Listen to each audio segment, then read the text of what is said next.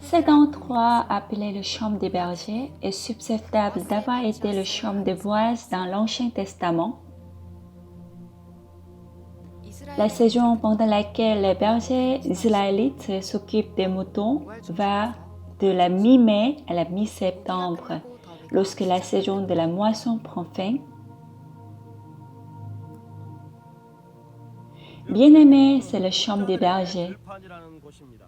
Dans le passé, les bergers y nourrissaient leurs moutons. C'est le lieu considéré comme la toute première cantate de Noël.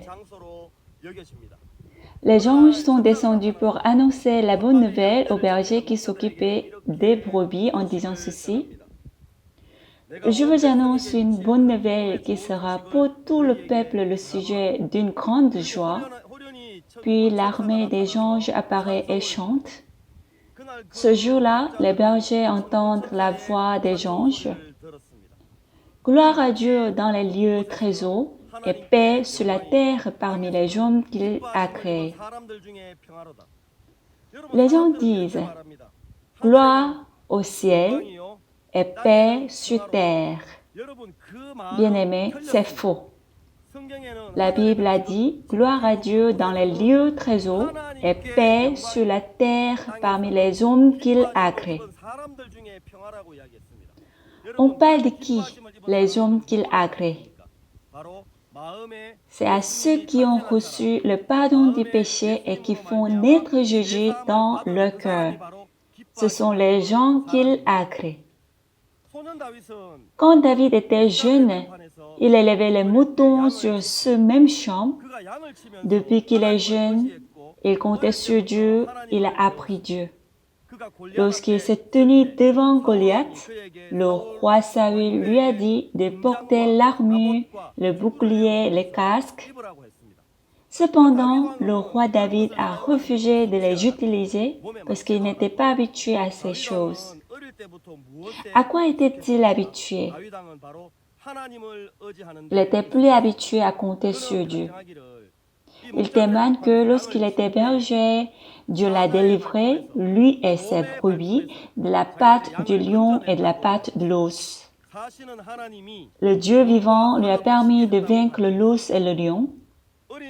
Le jeune David a appris à compter sur Dieu tout en gardant les moutons dans le champ des bergers. C'est la ville natale de Boaz et David et c'est le lieu de naissance de Jésus. Après la guerre de juin 1967, les Juifs ont commencé à vivre ici, mais à cause de l'accord de l'Oslo en 1993, il est devenu territoire palestinien et les Juifs ne pouvaient plus habiter ici. Tant de religieux ont pointé au doigt le gouvernement d'Israël en disant qu'ils ont vendu l'endroit où le Messie est né. Par la suite, Bethléem est devenu jusqu'à présent un symbole de conflit invisible. Bien-aimé, c'est le mur de Bethléem. C'était un mur qui a été établi en région de la ségrégation raciale de Bethléem. Beaucoup de gens disent que c'est une violation des droits de l'homme. Cela a été construit par le gouvernement israélien pour séparer Bethléem et Israël. Parce que c'était un mur qui a été érigé pour que les Palestiniens vivant à Bethléem ne puissent pas entrer en terre israélienne où vivent les Juifs. Beaucoup de gens disent que c'est un symbole de leurs droits humains car ils sont victimes de ségrégation raciale. Si vous voyez ici, il dit il est temps d'arrêter de haïr.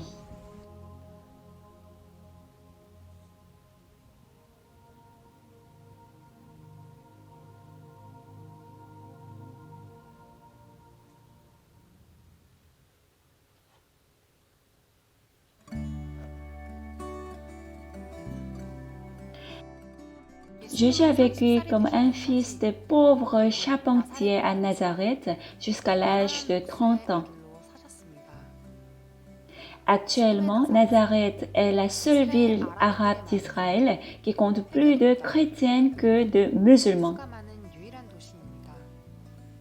C'est la ville natale de Marie, qui est la mère de Jésus. Les catholiques romains ont fait une église de l'Annonciation au centre de Nazareth afin de célébrer la conception de Marie après avoir écouté la voix de Gabriel. D'après la parole de Nathanaël qui a dit « Peut-il avoir quelque chose de bon sorti de Nazareth ?» Nous pouvons voir que Nazareth était à l'époque un village de campagne qui n'avait rien. Le mot de Nazareth n'est pas mentionné dans l'Ancien Testament. Il apparaît pour la première fois dans Matthieu chapitre 2 quand on leur dit qu'il est de Nazareth. Nazareth était un petit village de campagne et un très petit village en plus. Il y a un sens dans le mot Nazareth. Dans Ésaïe chapitre 11, verset 1, il est écrit « Puis un rameau sortira du trône d'Isaïe et un rejeton naîtra de ses racines. » La parole de Matthieu chapitre 2 qui dit qu'il sera de Nazareth correspond à la parole d'Ésaïe chapitre 11, verset 1. Il semble qu'il n'y ait pas de lien entre ces mots, mais dans la Bible hébraïque, quand il dit « Puis un rameau sortira du trône d'Isaïe et un rejeton naîtra de ses racines », le nom d'une branche qui se développe à partir de sa racine s'appelle Netzer. La signification de la branche Netzer a légèrement changé maintenant, mais il y a environ 2000 ans et bien avant, cela signifiait ces branches qui sortaient de la racine au lieu de tronc, contrairement aux autres branches normales. Et ici, il est dit un rejeton naîtra de ses racines. En outre, ne paraît-il pas étranger de dire une branche naît de ses racines? Cela signifie que cette branche ne pousse pas haut du tronc comme elle le trouverait normalement, mais elle pousse de la racine et donc très petite et très petite. Et le mot Nazareth vient du mot Netzer, qui est une branche faible. Les Juifs appelaient Jésus de Nazareth pour l'abaisser, le mépriser et le déshonorer. Mais Pierre, disciple de Jésus, dit « Je n'ai ni or ni argent, mais ce que j'ai, je te le donne. Maintenant, je te l'ordonne au nom de Jésus-Christ de Nazareth, lève-toi et marche. » Et Jésus a également utilisé une expression Jésus de Nazareth en disant « Je suis Jésus de Nazareth que tu persécutes. » L'expression Jésus de Nazareth a été utilisée pour abaisser Jésus. Alors pourquoi Jésus et ses disciples utilisent cette phrase? Il est utilisé comme une ironie. Cela veut dire que quand les gens demandent « Qui a fait ce travail? Qui a lavé nos péchés? Qui est notre sauveur ?» Ils répondent en disant « C'est Jésus que vous avez tous méprisé et vous l'avez appelé hérétique. Ce garçon de la campagne, Jésus, est votre sauveur qui a lavé nos péchés. » Et quand les gens entendent cela, ceux qui ont méprisé et ignoré Jésus sont vraiment choqués. Alors, Jésus et ses disciples ont dit Jésus de Nazareth comme une ironie. Mais les Juifs ont utilisé cette phrase pour abaisser et mépriser Jésus en l'appelant volontairement un garçon de la campagne.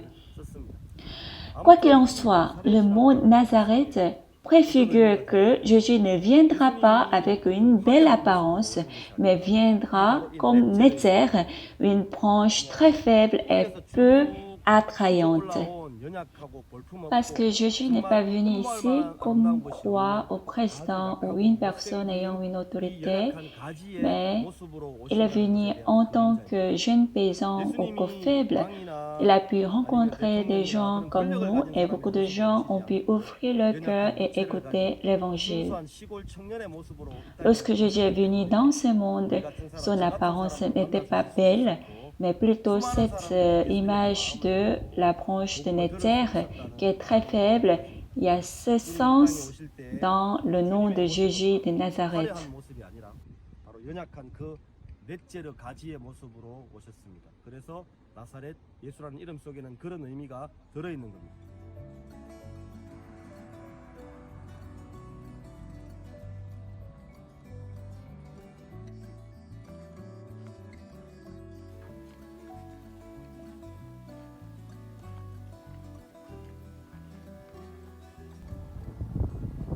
Voici les plaines d'Israël, les plaines d'Israël, cette montagne qui ressemble à un bol à l'envers. À l'envers s'appelle le mont Tabor et c'est le mont de la transfiguration de la Bible. C'est là que Jésus a transfiguré. C'est la falaise où la communauté de Nazareth a été construite. C'est pourquoi dans Luc chapitre 4, l'endroit que j'ai mentionné est ici. Les Juifs qui ont écouté la parole de Jésus dans la synagogue a dit qu'il parlait selon la prophétie d'Isaïe, mais ne pouvaient pas l'accepter comme Amen. Et ainsi, ils ont essayé de le jeter de la falaise dans la colère, mais Jésus est passé à côté d'eux sans problème. Il a dû mourir sur la croix à Jérusalem, donc il ne pouvait pas mourir ici. C'est pourquoi cette falaise est la première falaise où Nazareth a été construite.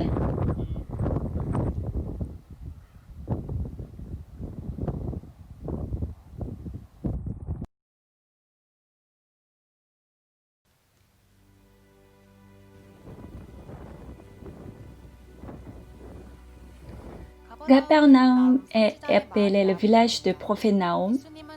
Jésus a prêché l'évangile pendant 1 an ici à Capernaum en Galilée. Pierre, qui n'a pas pu payer la taxe du temple, a entendu parler du poisson en cycle dans sa bouche. Et Jésus savait lequel des nombreux poissons avaient un cycle dans la bouche. Que pourrions-nous manquer lorsque nous sommes avec Jésus-Christ? Il y a tellement d'histoires à Capernaum. L'histoire du démon possédé étant guéri dans la synagogue, l'histoire de la belle-mère de Pierre étant guérie et l'argument des disciples sur qui était le plus grand. Il y a beaucoup d'histoires qui me viennent à l'esprit comme la guérison du serviteur de centenier et les gens qui ont amené les paralytiques à Jésus. Jésus a également beaucoup réprimandé Capernaum.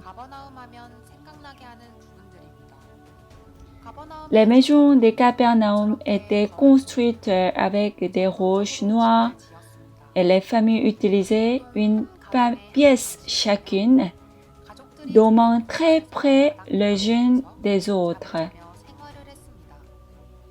Les Juifs se sont rassemblés à la synagogue et le rocher sombre en dessous existait à l'époque de Jésus et les rochers brillants au-dessus sont les rochers qui sont venus de la synagogue après Jésus et ils sont de Jérusalem. À l'origine, le toit de la synagogue était luxueusement décoré. Environ 500 personnes pouvaient s'asseoir à l'intérieur, mais ce n'était pas accessible à tout le monde en Galilée. C'est pourquoi ils se déplaçaient à l'extérieur vers les chambres ouvertes. Il y avait tant de miracles ici, mais pourquoi Jésus les réprimanderait-il autant? Capernaum, qui est élevé au ciel, sera descendu en enfer. Les habitants de Capernaum ne pouvaient accepter qu'il était le Messie et se demandaient de quel droit il pardonnait les péchés. C'était mal aux yeux de Jésus. Jésus a commencé son ministère autour de Capernaum. Il a appelé les disciples ici. Il a appelé les pêcheurs de la mer de Bethsaïda et en fit ses disciples. Il a également commencé une école de mission avec eux. Il les a enseignés à l'évangile et la parole de Dieu ici. Les maisons entourées la grande synagogue ont tous 2000 ans. Jésus a prêché dans l'une de ces maisons ici et a rencontré l'homme paralysé. Nous voyons qu'il démonte le toit et abaisse l'homme paralysé. Jésus dit à l'homme paralysé, « Mon fils, tes péchés sont pardonnés. » J'ai réfléchi à la raison pour laquelle Jésus a parlé de ses péchés, alors qu'il aurait été beaucoup mieux pour lui de le guérir de sa souffrance d'abord et ensuite de lui prêcher. Jésus savait précisément pourquoi cette personne était malade, pourquoi elle souffrait et ce qui la détruirait. Il savait que le problème ne résidait pas dans la maladie. Bien que ce ne soit pas quelque chose de bon, il savait que cette personne souffrait encore plus dans le cœur à cause du problème du péché.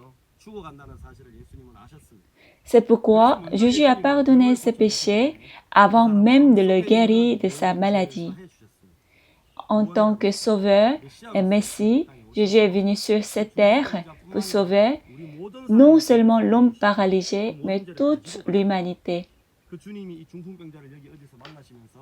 Il a enlevé tous nos péchés et pardonné nos péchés, mais c'est à cet endroit qu'il a dit l'homme paralysé que tes péchés sont pardonnés. Après que Jésus soit monté au ciel, il y a eu deux types de rassemblements à Capernaum. L'un était ceux qui croyaient en Jésus et étaient persécutés. Et l'autre groupe était des gens qui faisaient de leur mieux pour montrer qu'ils étaient des gens qui n'avaient rien à voir avec Jésus. En reconstruisant la synagogue, ils montrent à quel point ils sont toujours concentrés sur l'ancienne loi.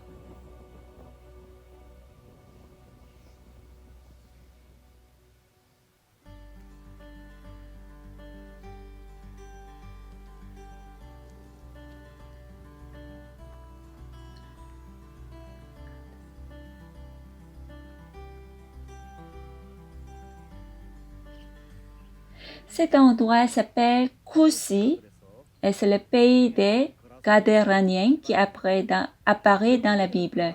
Bien-aimé, ce n'est pas le pays des Gadéraniens.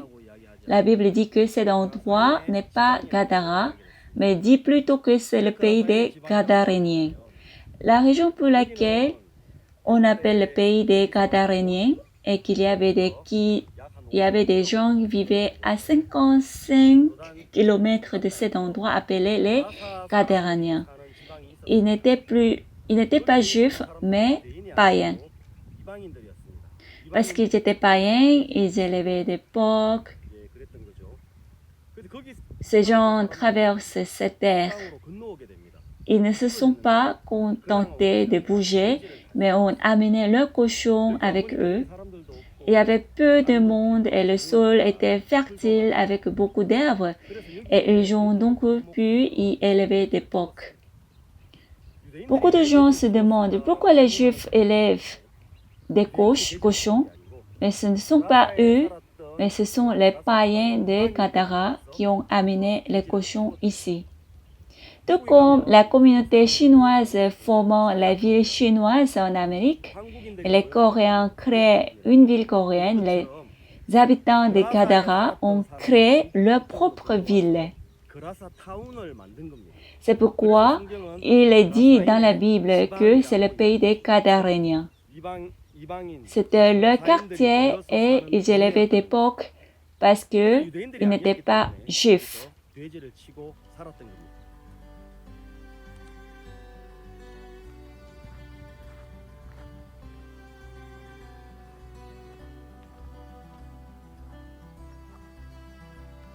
À l'époque, il y a 2000 ans, quand il n'y avait pas de fenêtres et il n'y avait pas de bruit de voiture, ni insonorisation que vous pourriez même entendre le chien aboyer. Si vous entendiez le son de la personne possédée par une armée de démons hurler tous les soirs dans les tombes, invoquant les noms des gens et les menaçant de porte en porte, que feriez-vous de cette personne?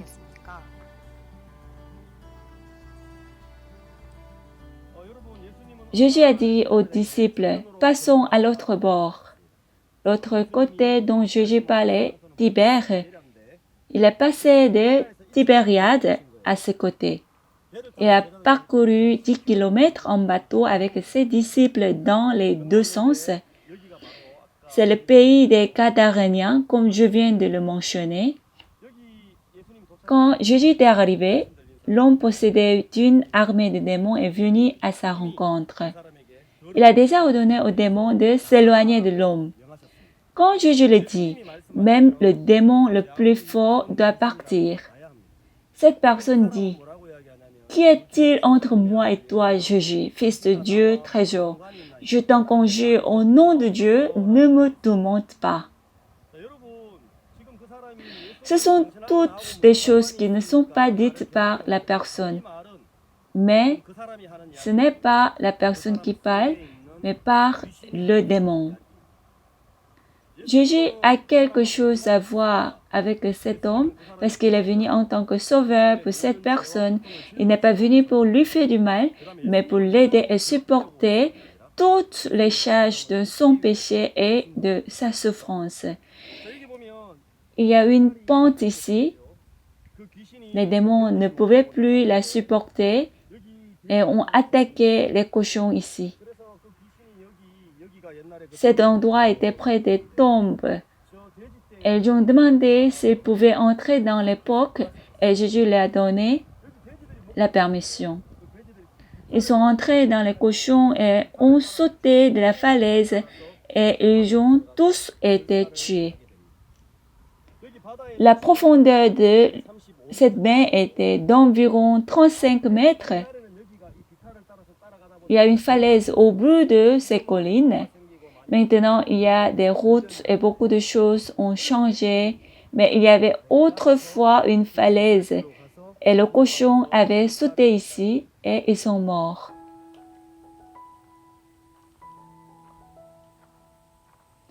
Il y a l'histoire de Jésus nourrissait les 4000 personnes avec 7 pains d'orge et 2 poissons dans l'évangile Marc et Matthieu. Mais il n'y a pas de preuve exacte où cet endroit était. Il n'y a que des suppositions. Mais l'histoire de Jésus nourrissait 5000 personnes avec 5 pains et 2 poissons ressort clairement dans le Luc chapitre 9. Et là, il est dit que ce miracle s'est produit à Bethsaïda. Dans Jean chapitre 6, il parle également de l'autre côté de Tibériade et il pointe vers la vieille ville de Bethsaïda. Beaucoup de gens disent que la Galilée, Tabac, région où l'église commémorant les 5 pains et 2 poissons a été établie, était le lieu de ce miracle, mais c'était en fait dans le pays de Bethsaïda. Bethsaïda signifie que la maison du pécheur en hébreu. Cet endroit qu'habitait la mère d'Absalom et la femme de David, Maca. Il y a des plaines vides entourant le village de Bethsaïda et sur le côté, il y a le fleuve Jourdain. Pierre, Philippe, André et bien d'autres disciples étaient à l'origine des pécheurs. Voici, c'est les toilettes à l'entrée de Bethsaïda. C'était les toilettes il y a 2000 ans. Et la plupart des disciples de Jésus étaient de Bethsaïda de pécheurs, y compris Pierre et André son frère. Et Bethsaïda signifie la maison du pécheur. C'était l'une des toilettes publiques de Bethsaïda. Bien sûr, à l'époque, il y avait eu un mur. Les disciples de Jésus ont utilisé une telle toilette il y a 2000 ans. Laissez-moi m'asseoir. Les toilettes de la région de la Galilée, il y a 2000 ans, ressemblait à ceci. Jésus l'a dit de nourrir les masses qui avaient faim en écoutant ses sermons. Il y avait le panier repas d'un petit enfant. Je suis sûre qu'il avait honte de le manger seul parce que personne d'autre en a mangé. Il y avait 5000 personnes, hommes, si vous ne comptez que les hommes et si vous ajoutez les autres, il y en aurait eu plus de 10 000 personnes. Quand on considère qu'il y aurait en plus de femmes que les hommes, on peut se rendre compte que c'est en fait beaucoup plus que cela. Comme ils ont pu écouter le sermon et comment ils ont pu dormir, ce sont les images qui fait penser à la retraite spirituelle. André a reçu cette nourriture et l'a donnée à Jésus quand elle était entre ses mains. Le petit déjeuner a pu nourrir les 5000 personnes. Je me demande quel aurait goût ce pain. Alors que la nouvelle de Jésus commençait à se répandre à travers la Galilée, les gens ont commencé à se rassembler. Ils ne pouvaient pas se rassembler dans la synagogue parce qu'elle était trop petite et que le chef religieux ne permettait pas que cela se passe facilement. C'est le type d'endroit que les rabbins et les prophètes de Galilée prêchaient au peuple pendant les fêtes, et il ne fait aucun doute que Jésus aurait également utilisé de tels endroits. Jésus a vu la multitude et s'est assis dans la montagne. En ce lieu, Jésus a dit que ceux qui sont pauvres en esprit sont bénis et que ceux qui sont persécutés à cause de la justice sont bénis. Nous ne voulons pas souffrir ou être persécutés ou être pauvres à cause de la justice, mais nous voulons être spirituels et riches, mais Jésus a montré que c'était le type de cœur qui pouvait rencontrer Jésus. Dans Matthieu chapitre 5, il a dit que Jésus est monté sur la montagne et enseignait la multitude. Cela signifie qu'il est monté sur la montagne depuis la mer de Galilée. Une fois que vous êtes monté là-haut, c'est comme une salle de conseil naturelle en temps de gens auraient pu s'asseoir et écouter les paroles de Jésus.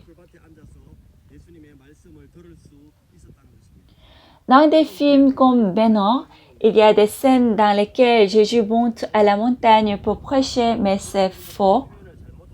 Quand il a dit que Jésus est monté sur la montagne, cela signifie la colline au bord de la mer de Galilée, où les gens qui veulent écouter pourraient s'asseoir parce qu'elle a déjà été préparée pour eux. Jésus a prêché là-dessus, lieu qui rassemble à la salle de conseil naturel. Cet endroit s'appelle la montagne des béatitudes ou la colline des béatitudes et c'est l'endroit le plus semblable pour le sermon sur la montagne. Pendant longtemps, les rabbins et les prophètes avaient l'habitude de prêcher dans ce lieu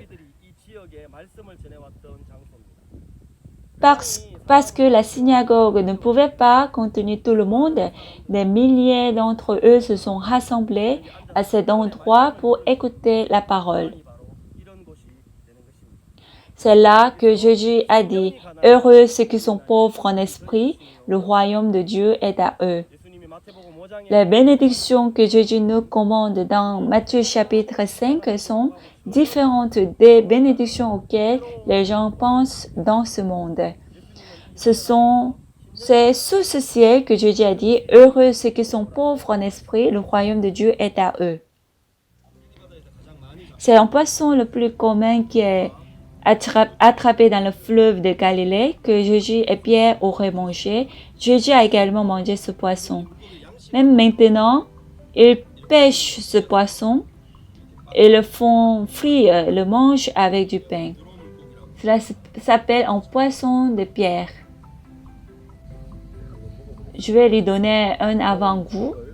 Je vais presser un peu de jus de citron et l'essayer de manger. C'est de la chair de poisson.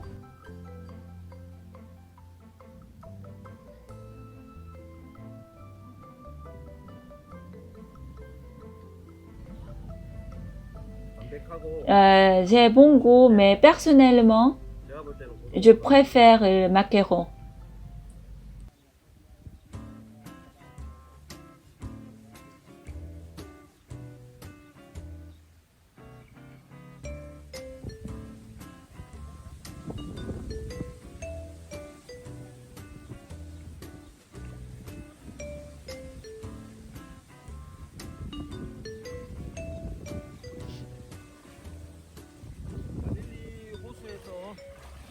J'ai attrapé du poisson à la Galilée.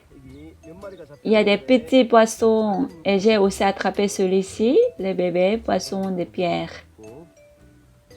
Le poisson de pierre était fruit tout à l'heure et c'est le poisson le plus courant de la mer de Galilée. C'est un poisson de type basse. Et Pierre est allé jeter le filet. C'est le poisson qu'il a pêché le plus et bien sûr j'aurais été un peu plus grande. C'est le poisson le plus commun dans cette mer.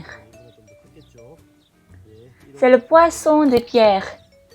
Bien-aimé, c'est la fin du lac de Génézareth.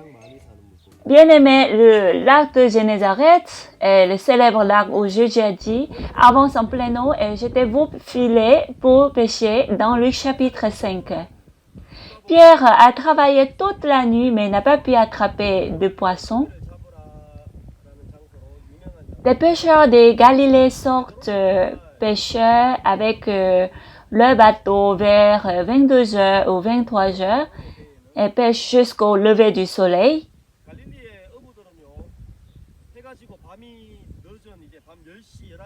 À partir du coucher du soleil et de l'eau froide, il jetait son filet toute la nuit en essayant d'attraper du poisson. Mais il était incapable d'en attraper un seul.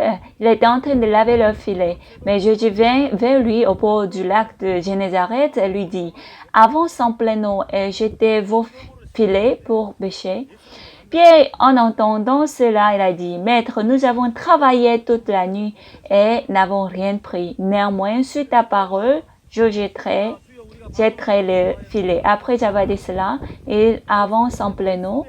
Si vous lisez attentivement ce passage de la Bible, il semble que Jésus soit sur le bateau avec Pierre quand il se dirige vers les profondeurs. Parce que lorsque Jésus a commencé à prêcher, il était déjà sur le bateau de Pierre. Et immédiatement après que Pierre a attrapé de nombreux poissons, il s'est agenouillé avant Jésus et dit « Retirez-vous de moi, car je suis un homme pécheur. » Donc, plus vous lisez les passages, plus vous avez l'impression que Jésus était réellement sur le bateau avec Pierre. Bien que Pierre fût un pécheur expérimenté son travail, le travail acharné pendant la nuit ne rien n'a apporté. Mais quand il a suivi les paroles de Jésus qui lui ont dit d'avancer en plein eau et jeter les filets, il a pu attraper plus de poissons qu'il ne l'avait jamais imaginé. C'est à ce moment-là que Pierre s'est rendu compte qu'il avait vécu une mauvaise vie en suivant ses pensées et ayant confiance en lui-même jusqu'à présent. Lorsqu'il a vécu selon la parole de Jésus, il a pu voir comment la parole travaillait et l'a amené à attraper de nombreux poissons. Il a réalisé que la vie qu'il a vécue jusqu'à présent en suivant ses pensées était fausse et a découvert qu'il était un pécheur avant Jésus. La scène où Pierre s'est rendu compte que suivre ses pensées était un péché s'est produite ici même.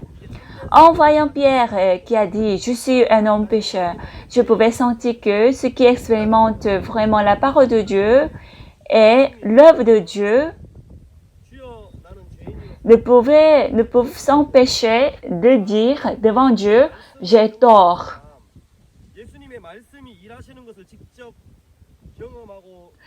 Je pense que ce sera formidable si vous pouvez sentir l'odeur de Jésus ici au lac de Génézareth.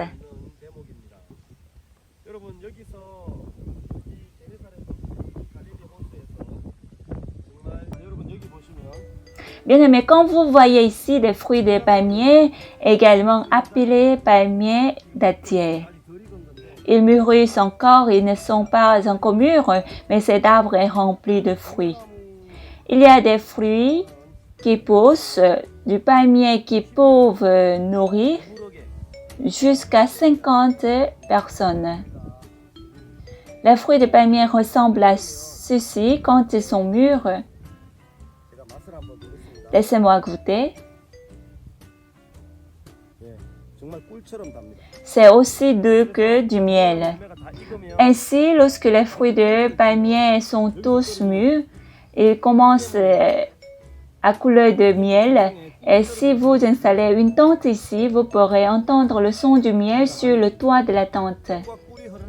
Il y a beaucoup de gens qui disent que cet endroit est appelé la terre qui coule de lait et de miel à cause de ce fruit. Et c'est ce fruit de palmier.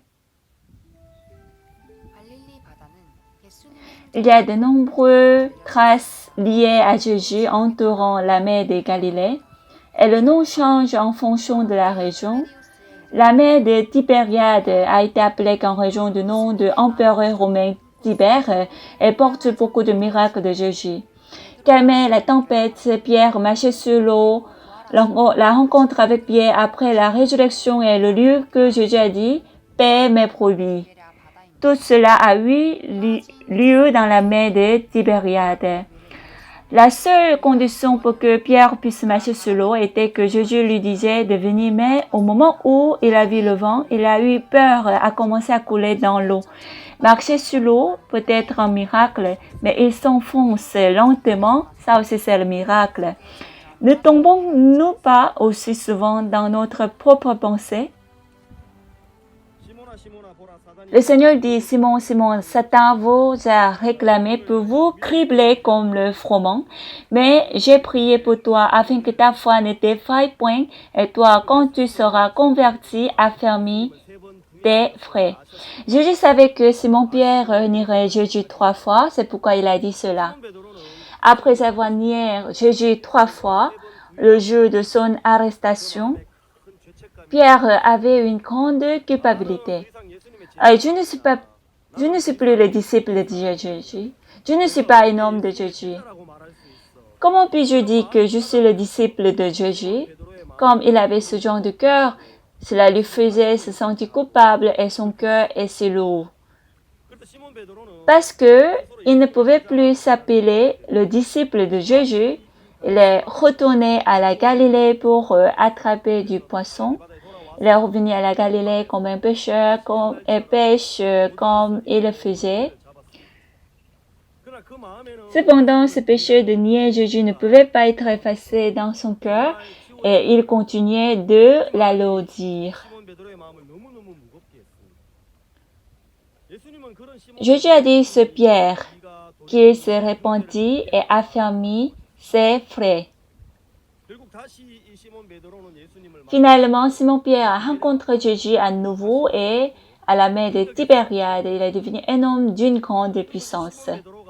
Bien-aimé, après que Simon-Pierre se soit repenti et affermi ses frères, selon vous, vers quoi s'est-il repenti?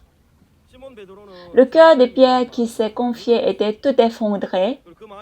Après que son cœur se soit effondré, lorsqu'il s'est tenu devant Jésus, il a appris à ne plus se tenir devant les autres avec sa propre force et sa bonté, mais en s'appuyant sur la puissance de Jésus-Christ. C'est vers le sang de Jésus que Simon-Pierre s'est repenti. Il avait fait confiance à lui-même jusqu'à présent, mais il a commencé à croire au sang de Jésus qui avait été versé sur la croix pour ses péchés et il est devenu capable de prêcher devant le peuple avec tant d'audace. Quand il a affermi les frères, il a fait avec le cœur qui s'est repenti devant le sang de Jésus.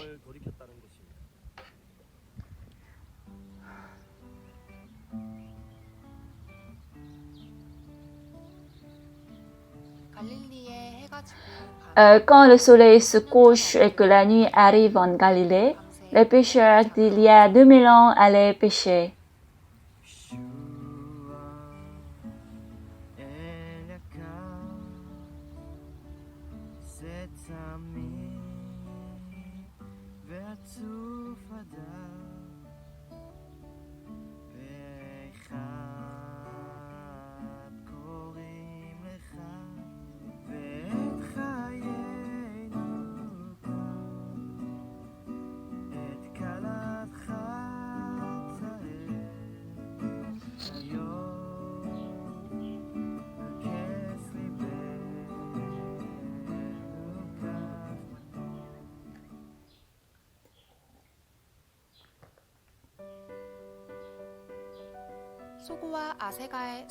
La vallée d'Ela qui se situe sur la crête de Soko et Ateka était autrefois un important mouvement de déroute militaire qui connut Jérusalem, Bethléem, Hébron et Bethsémaché. Ephes Damim signifie sans le sang. En regardant Ephes Damim et la colline d'Ateka, les premiers versets de 1 Samuel chapitre 17 nous viennent à l'esprit. Dans le livre 1 Samuel chapitre 17, il est dit « Les Philistins réunissent leurs armées pour faire la guerre et ils se rassemblaient à Soko qui appartient à Juda. Ils campaient entre Soko et Ateka à Ephes Damim. » Saül et les hommes d'Israël se rassemblaient aussi, ils campaient dans la vallée des Térébentes et ils se mirent en ordre de bataille contre les Philistins. La colline que vous voyez de l'autre côté s'appelle Soko. Là où je me tiens maintenant s'appelle Ateka. Ce champ que vous voyez ici, dessus, la colline de Soko et Ateka, il y a la Ela vallée d'Ela. Vous voyez la forêt au bout de la vallée d'Ela. La forêt entre Soko et Ateka, c'est Ephes Damim. David s'est battu avec Goliath dans cette vallée et l'a vaincu là-bas.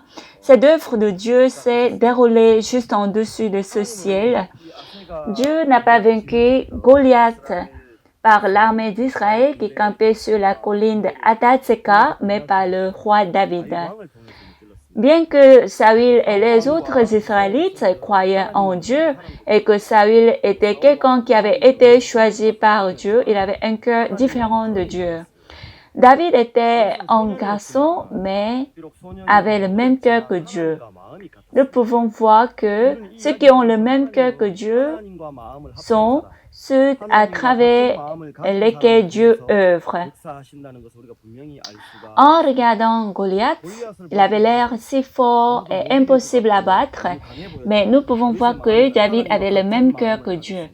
Bien que Saül ait peur de Goliath, David avait le même cœur que Dieu, pensait que si Dieu aide à lutter contre lui, Goliath n'est rien.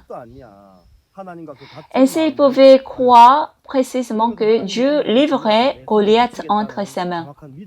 Le serviteur de Dieu dit à ces personnes qui souffrent du cancer et qui meurent de la maladie, « Je suis malade, mais je suis guéri. Cette maladie n'est rien. » Je vois que cela venait du cœur de Dieu. Beaucoup de gens autour de moi qui ont accepté cela ont pu vaincre leur maladie et devenir en bonne santé. De la même manière, Dieu nous montre que dans le combat entre David et Goliath, ce sont ceux qui ont le même cœur que Dieu qui seront victorieux.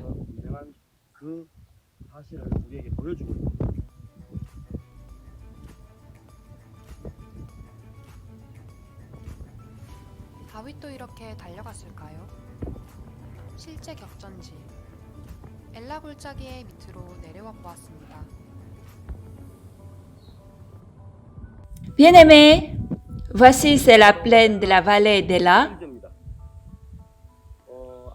Vous pouvez voir la colline d'Atseka que vous venez de voir tout à l'heure. J'ai parlé sur cette colline. La vallée d'Ela est le côté qui a le champ de fruits et l'Ephes Damim. La signification d'Ephes Damim est sans le sang. Cela signifie qu'ils croyaient en Dieu et se sont battus avec cette foi et n'ont pas laissé tomber une seule goutte de sang. Cela signifie aussi que si vous vous battez avec la foi en Dieu, vous serez victorieux sans verser aucune goutte de sang. C'est dans cette vallée que David s'est battu avec Goliath et il a gagné. Ici, il y a une pierre. Dans ma main, je n'ai pas de poche de berger comme lui. Mais on dit que David a couru sur le champ de bataille à la rencontre du Philistin. Je ne sais pas comment il a couru, mais je vais l'essayer moi-même. Le petit David a pris la main dans sa poche pour prendre une pierre et il l'a lancée de cette manière. Il l'a lancée comme ça.